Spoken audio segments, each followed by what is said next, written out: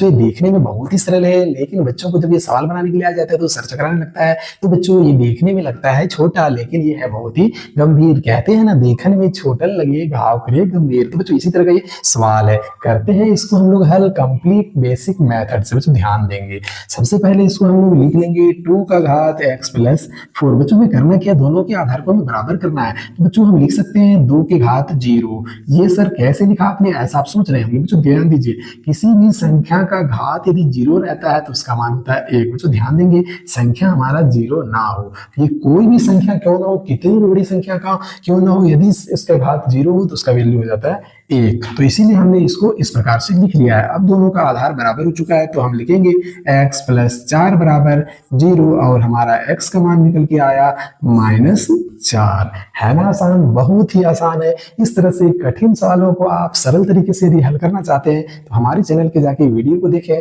और कठिन से कठिन सवालों को सरल तरीके से हल करने के लिए बताया गया है।